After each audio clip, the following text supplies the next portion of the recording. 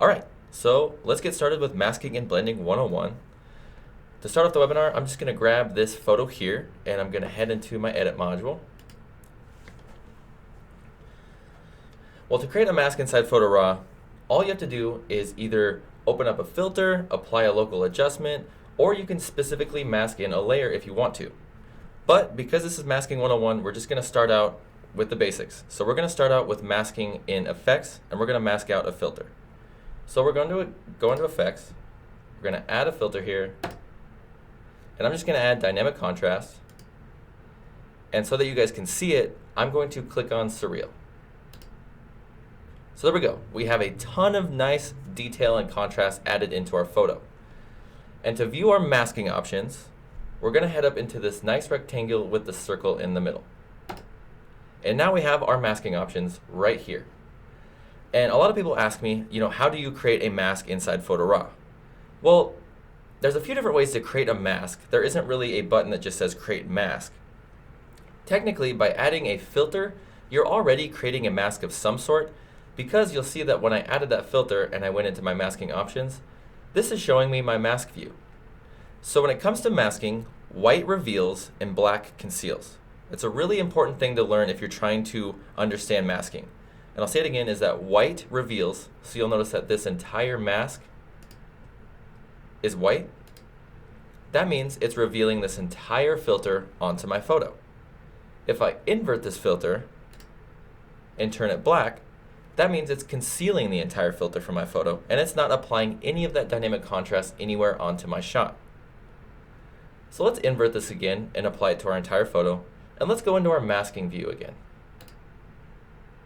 So you'll notice that this entire view is white. That's because it's applying that entire filter. Well, let's say we want to remove some of that from our image. Well, an easy way to explain blending and your masking brush is to show you with a mask view. So let me just make my brush size a little bit smaller here. So if I want to brush out some of this dynamic contrast filter from my photo, I'm going to use my masking brush to do that. And by adding in a filter, you're automatically going to grab your masking brush. If it's not selected, or you've gone off track and you've grabbed your zoom tool or whatever you did, simply hit B on your keyboard to grab your masking brush, or you can head over to your toolbar and you can grab your masking brush by clicking on this option here. And once we've selected that masking brush, once we head up over here to our tool modifier bar, we have different options that we can use to modify this tool. This first mode is our paint out and paint in option. This is just saying, do you want to paint out the filter or do you want to paint it in? And keep in mind that if your filter is being applied to your entire photo, like this one is here, if I go to paint something in, it's not going to do anything. That's because it's already being applied to the entire shot. So let's go up and let's make sure we're set to paint out. Another easy way to switch between paint out and paint in is to simply hold down Shift and hit X on your keyboard. So Shift and X. And you can either change the size by going up and pulling down on the size, or using this drop down menu. Using this drop down menu. Or you can use the bracket keys on your keyboard. So your right bracket will increase the size, and your left bracket will decrease. And now we have feathering, which this is just basically telling you how hard or soft you want the edges of your masking brush. I'm just going to leave them at 100% right now. And then we have opacity, which the opacity is just telling you how much or how little you want to paint on or paint out of that effect. And let's just leave it at 100. And now let's say we want to paint out this filter from our shot. Well, if we brush this on, you'll notice that it's brushing on a big line of black. Well, that's because when you're painting out from a mask, if you want to remove it from that, you're painting on black on that area so that it's telling the mask, conceal this area from my filter. Again, white reveals and black conceals. So now that I'm painting on this black, this is making my mask conceal all of that dynamic contrast filter from this area. So if we brush this out right here, and now we view this, if we turn this off and on, you'll see it's not being applied to that area in here, and it's only being applied to that area that the filter is being revealed onto. So now if we view that mask again, and we want to brush out just a little bit of this filter, or brush out maybe half, we can head back up to our opacity, and if we lower that to about 50%, now if we brush this out, it's a little bit gray, and it's not fully black, because it's not removing the entire filter. So when I say white reveals and black conceals, all of those areas in between white and black are all going to show different opacities for that filter that's applied. So now if I view this mask and turn this off and on, you'll see that it's not as strong over here as it is up in these corners, and it's not even completely being applied over here because we masked those areas out. Oops, let me click that off again. So let's reset this mask again. Oops, we'll just reset the entire thing.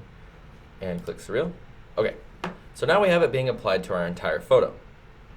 What I like to do is if I'm trying to selectively apply filters, I typically go up to my masking options and I select Invert. Now, black conceals so that it's not being applied to my shot. Now I'll make sure I have my masking brush selected. I'll hold down Shift and hit X on my keyboard. Now it's set to paint in. Then I'll go up and make sure I have my opacity at 100. And then I'll just brush this on the areas that have focus in these candies.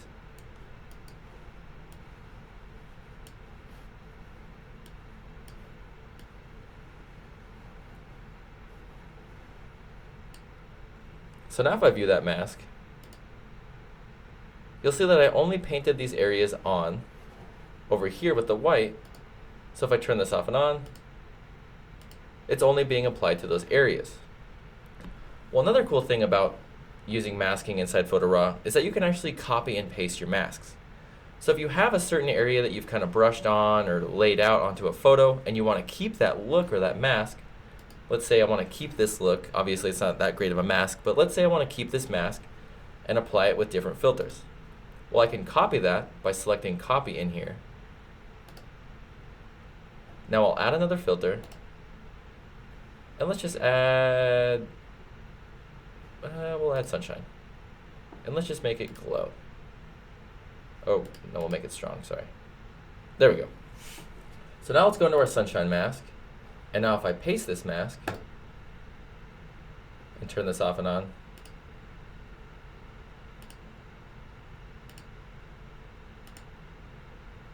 it's only being applied to that area that we brushed on earlier with that dynamic contrast.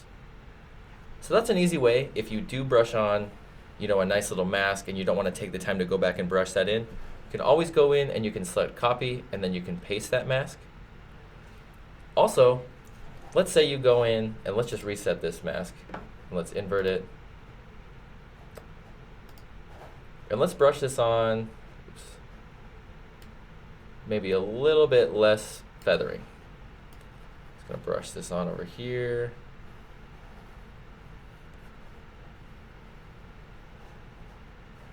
Okay. Another cool thing about this is inside your masking options, if we view this mask and the edges are a little bit too harsh, or let's say we want it to be a little bit less harder on these edges, we can go down into these options here, and I probably wouldn't play with the density or the levels just yet, but this feathering slider, if you pull up on it, it'll actually feather the edges around your mask, so that just in case, let's say, you go in and you're brushing and you've created this monster mask and you're applying a filter, but you want it to be a little less harsh around the edges, head into your feathering and you can just pull up on it and it'll make it a little less harsh and a little bit more blended so that the filter is not so strong on your photo.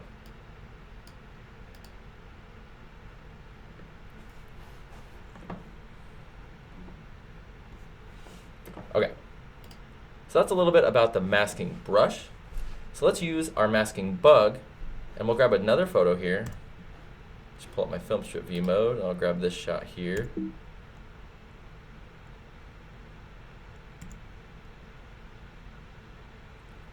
Okay, so let's add another filter. And for this, I'm going to grab the glow filter here. and I'm going to use the preset darker. Okay, and the reason I want to apply this is because I actually want to accentuate this middle area. So if I turn this off and on, this middle area in here isn't actually being out of focus because it's actually sharp because I was actually focusing on that point in my shot. So I only want this area out of focus and this area out of focus up here to have the filter applied to it. Well, we're going to create sort of a basic tilt shift look just by using a reflected gradient. And by tilt shift, I mean tilt shift in the sense of a reflected gradient, not in the sense that we're using a lens blur. So we're going to be using the glow filter, but we're strictly going to modify these other areas that are out of focus and leave this subject in the middle alone. Okay, so we've added that glow filter, and now if we want to grab our masking bug, we can just hit M on our keyboard, and now we've grabbed our masking bug. And what a lot of people don't know is that up here in these menus is that you can modify the different presets and the shapes for that masking bug. So let's say you only want this preset to be applied, or this filter to be applied to this area on the right. Well, you can actually choose in these presets linear left, and if you look at this, it's showing you that this white area is on the right, so that it's revealing all of that filter on the right, and it's black on the left, so that it's concealed. So if I click this and I drop this down over here and pull this over, it's only being applied to that right area because I have that preset used. Well, in these masking bug options, the easiest way to modify it is to simply pull over on these feathering handles. And I would probably recommend feathering it quite a bit because if you use the normal feathering, it's pretty tight and it can leave kind of a harsh line. So I'd recommend grabbing these feathering handles and pulling them out quite a bit just to make it a little more blended. Probably about right there. Okay, so now we want this applied to this other area over here as well. Well, what we can do is we can head up, and inside this shape area, we have reflected gradient. So now you can see that inside this reflected gradient area, this middle area doesn't have any of that filter being applied to it. And I also have these feathering options that I can use to modify the feathering of each side of this gradient. And if I want to pull it in closer and make it tighter, I can.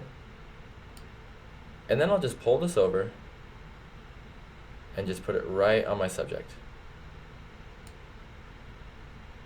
So now if I head over to this glow filter and I turn this off and on,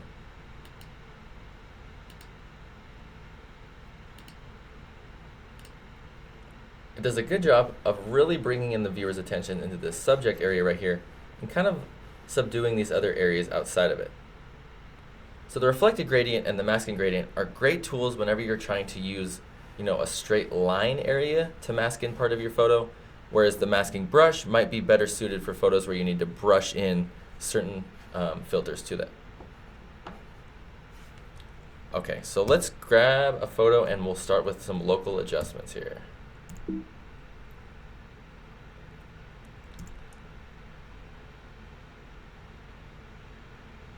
Okay, so I have this photo here, and if I hit the backslash key on my keyboard, I basically just color corrected the photo. I think I had it on fluorescent lights when I was outside and it got really cool or something. Okay, so let's go into our local adjustments. And different than adding an effect or a filter inside of effects is that when you apply a local adjustment, and I go into this masking option, it's all black. So whenever you add a local adjustment layer, nothing is being applied to your photo. You're going to have to selectively brush in that local adjustment to get it to apply to your shot. Or you can click invert. But I would leave it at this black setting so that you could apply specific adjustments to different areas on your photo.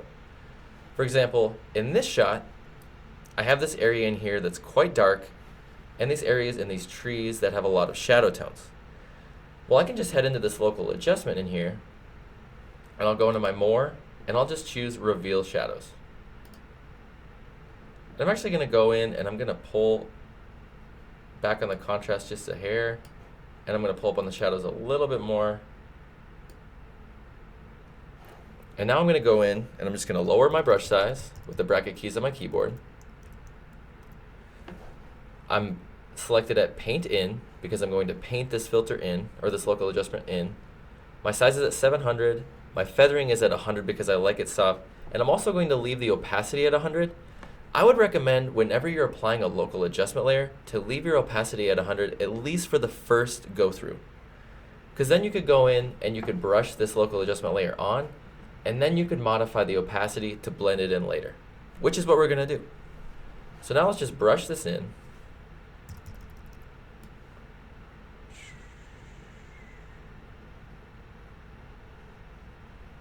There, and we'll just kind of keep brushing this around.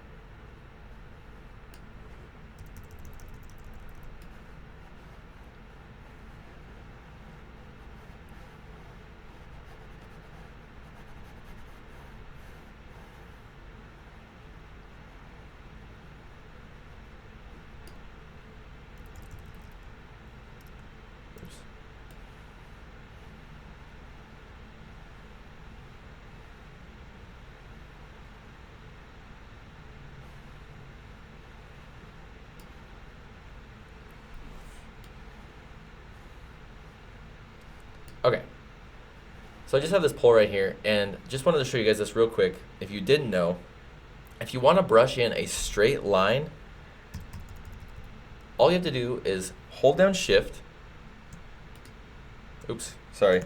Okay, so click where you want to brush in, hold down Shift, and then pull down to wherever you want to brush, and then if you click again, it'll brush a straight line. So again, if you have a straight line like this pole, just click, hold down Shift, click again, and it'll use a straight line to brush in that area. So click, Shift, click, and you'll have a straight line. Okay, so now I'm just going to view this mask again. Okay, and now it seems a little bit crazy in here because all of these other areas have a little bit more black, which is the great thing about these mask views, because then you can go in and you can just kind of clean this area up and make sure all of those areas are masked in.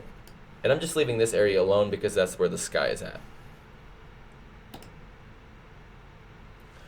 Okay, so now we have that masked in and we've applied this local adjustment layer. Now what I want to do is I'm just going to add maybe a little bit more contrast because it's a little bit too flat. And maybe a little bit more structure. Okay, so now what I want to do is I just want to blend this in a little bit more because it's a little bit strong on my shot. Because if I turn this off and on, it's pretty bright on the photo. So what I can do in here is I'm actually just going to go into my opacity and I'm just going to lower the opacity a little bit.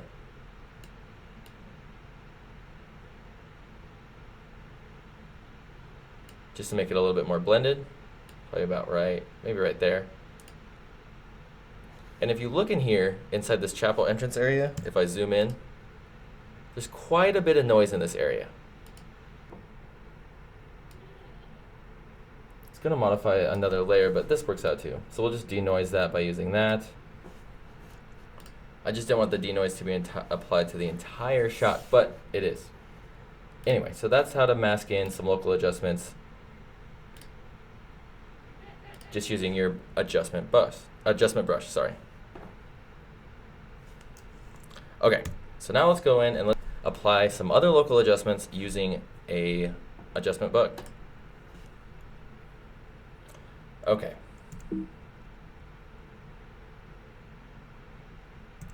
So I have this photo here, and I really want to accentuate this rock.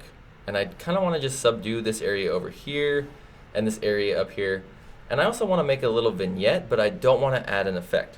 Well, you can do all of that with local adjustment layers. So because I want to sort of subdue and darken this flower area, I'm going to click darken on my local adjustment layer. I'm going to grab my local adjustment gradient, which you can grab up here in your tool modifier bar. or you can hold down Shift and hit K on your keyboard. So now I'm just going to drop this down, kind of using this line as a guide, and then I'll just swing it around. And because I'm not really too worried about the feathering on this flower, I'm just going to feather this out into the middle, and then I'm going to turn this around about right there. So there we go. So if I turn this off and on, it does a good job of removing kind of all these highlights in this flower. So now I want to drop down another one over here that kind of removes this area in this corner. So we'll add a new local adjustment layer, darken again, drop this down, and then I can just twirl it the opposite way, lower the feathering a little bit,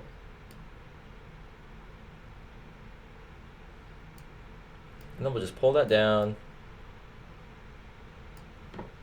Let's feathering a little bit more. And then I'll just add a little bit more contrast, and maybe pull back on the highlights a tad. And we'll heat it up just because it's a little bit cool over there. Okay, cool. So now if we hit the backslash key on our keyboard,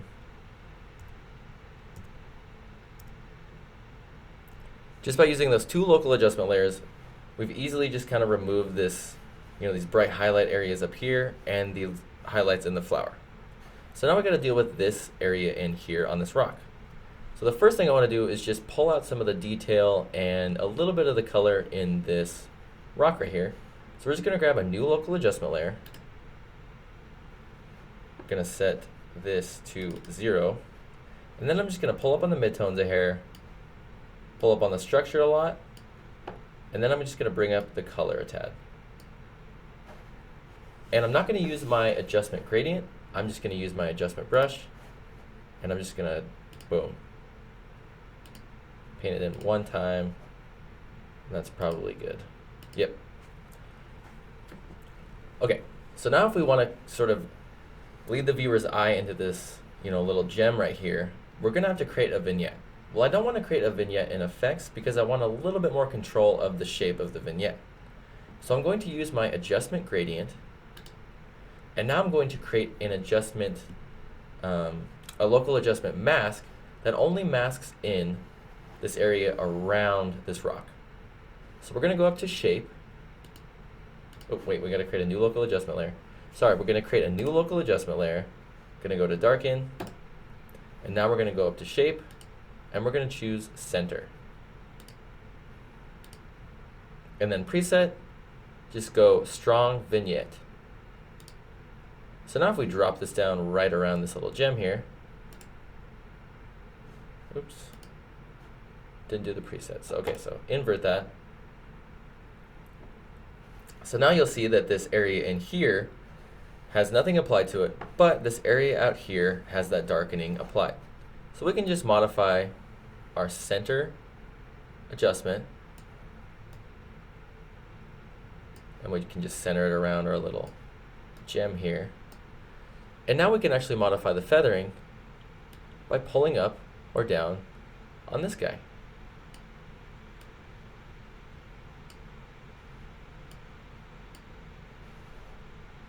And if I pull back on this exposure just a hair more, oops, maybe right there. You'll see it does a good job of kind of bringing in this nice vignette around that rock. And then we can always go back and we can always play with the opacity a little bit. And maybe that feathering also, because it looks a little bit too strong. You know what, let's go into our mask view and then we'll feather it this way.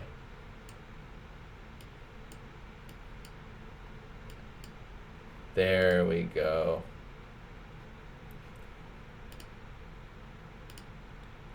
Boom, that looks a lot better. And just for the sake of adding an effect, I'm just going to add a black and white. Voila.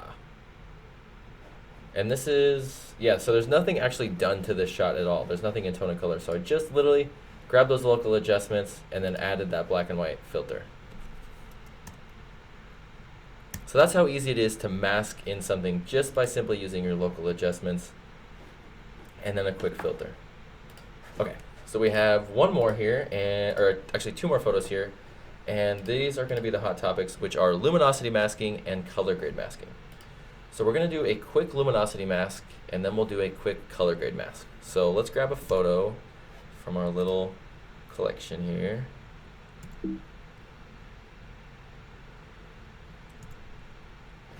Just going to hit C on my keyboard to crop this a hair.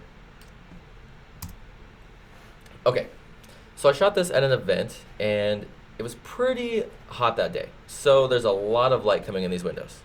Well, an easy way to sort of subdue really bright blown out windows is to use a luminosity mask. So let's go in and we'll add a local adjustment layer. And let's go to darken. And in our mask view, down here we have this option called lumen. And luminosity masks are going to create a mask for you based off of the bright and dark areas in your photo. So if I click luminosity and I view this mask, you'll see that this area that's really blown out in my window has a lot more white to it than these other darker areas in my photo. That's because if there's a lot of exposure or there's a bright area on your photo, the more white is going to go onto that when you use your luminosity mask. So now we can go down, and inside these little sliders down here, we can actually modify our luminosity mask quite a bit. Well, I'm just going to modify this level slider here. And to understand the level slider, this middle area is your midpoint. So if you pull up on this, it's going to bring in more not your midpoint, your midtones. So if you pull up on this slider here, this is going to pull up on your midtones. If you pull up on this area here, it's going to pull up on your blacks. And then this is your highlights. So as you modify these different points on the slider, you're going to get different looks because you're going to be pulling in different exposures and different tonalities in your photo. I'm just going to pull this over here to kind of remove some of this white from the darker areas in my photo. So now if I view this mask and I turn this off and on,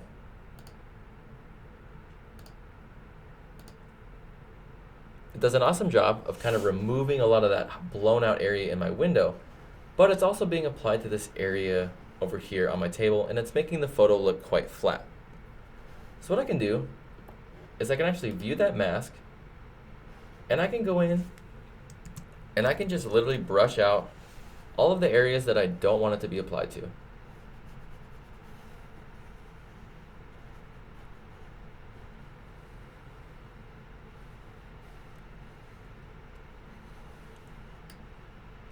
So now if I view this again,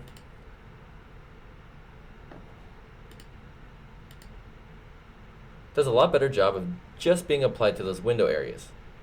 And we can also go in, and I'm actually just going to pull back on the exposure a little bit more. Pull up on the contrast a hair. Pull back on the highlights. And then I'll actually heat the photo up just a hair, just so it's not so cool. So turn this off and on. Does an awesome job of kind of taking away all of those blown out areas in this window. And for this area on the floor, I'm not really sure how I would fix that besides, shooting on an overcast day. So now what we can do is I'm just going to add one more local adjustment layer. I'm going to go reveal shadows. And we're actually going to add in a little bit of exposure, and we're going to pull that contrast back up. I'm just going to use a local adjustment gradient by hitting Shift and hitting K on my keyboard. Now I'll just drop this down here on this area that we want to be more revealed. Flip it around. And I can just use my feathering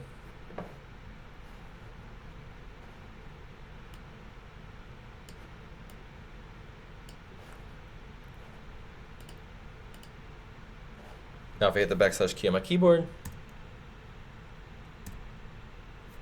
does a good job of just kind of evening out these tones in the window and then revealing these other areas just by using a local adjustment layer. We don't have anything used in effects or develop. Okay, so last photo here, and we're going to do a color range mask on this one.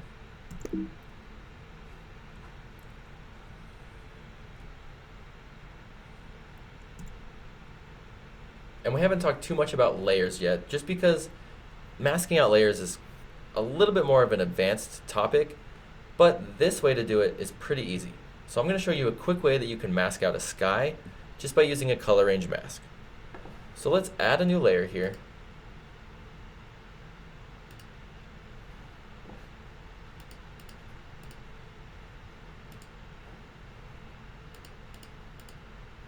Oh, there we go. Okay, so let's add a new layer here.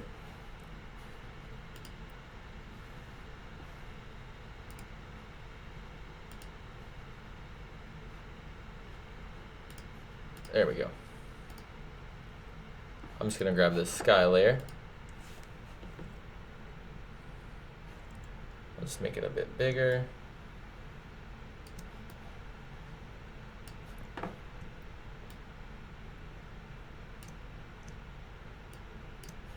I'll actually lower the opacity, and I can just pull this down and kind of place it maybe in these trees here. That looks pretty good.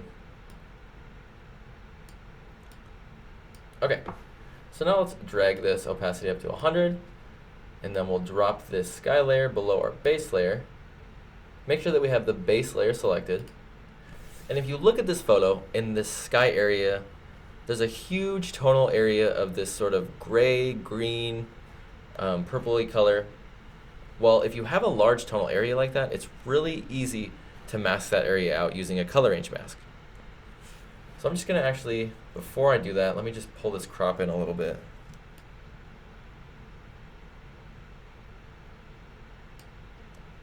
Oops, I don't want to do it to this one.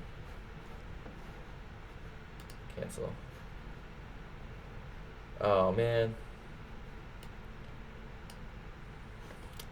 Gotta redo this one, sorry guys.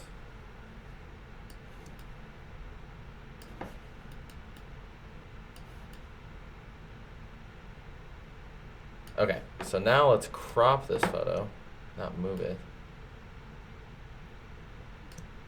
And that's fine. Okay, so now it should be cropped. Boom. Okay, let's up the opacity, drag this below our base layer, grab our base layer, head into our masking options here for that layer. And right below those sliders we were talking about earlier with the levels, we have this color range option. Now the color range option is going to base a mask off of what color you pick. So I'm just going to select a color range mask.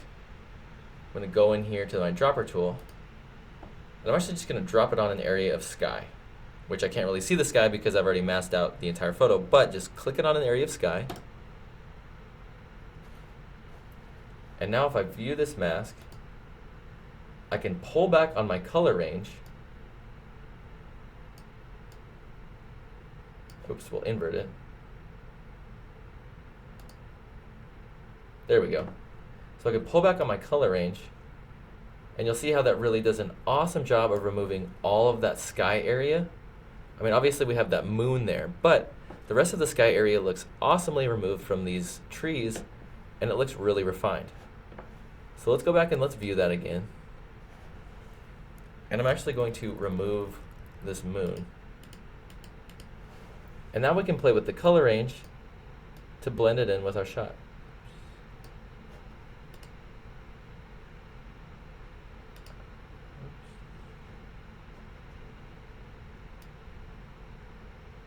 There we go, okay.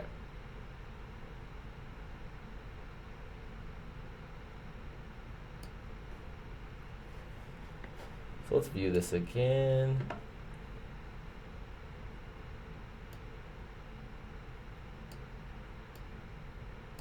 Cool, that looks pretty good right about there. Awesome. And the cool thing about having these masking options in here with the layers is that you can actually modify each of these individual modifiers So if I go into my view and I want to actually feather this, I can feather it if I wanted to, which I wouldn't recommend for this because you're dealing with sharp areas. You could also play with the levels, which I know I mentioned that inside the luminosity mask, but you can also play with the levels in here to remove or add in midtones. So I can just keep kind of refining this mask by going in and playing with these different sliders. And then my window here, I can modify how much of that white or that black is coming into my photo. So now if we view this, boom.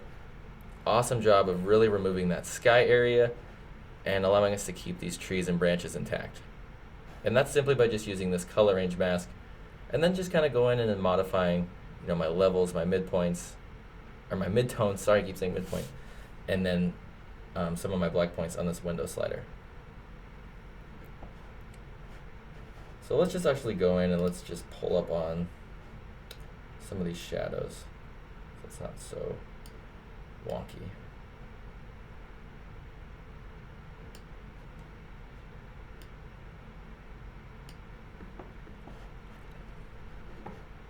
Cool it down. Okay, so let's just stamp those two layers together.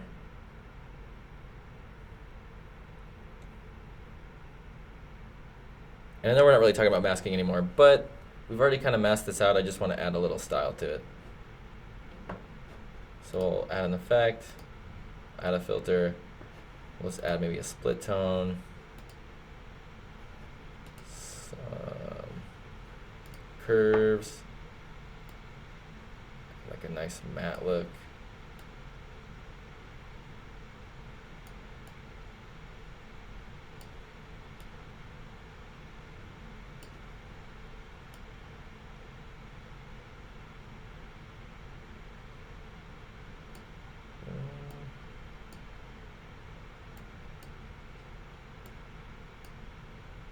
Boom. Okay.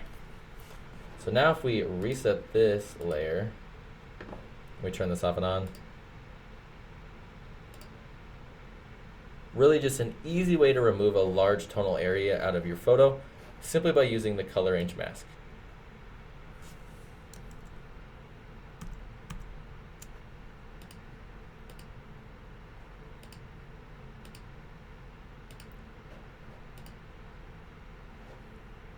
All right, so that kind of wraps up our masking and blending 101.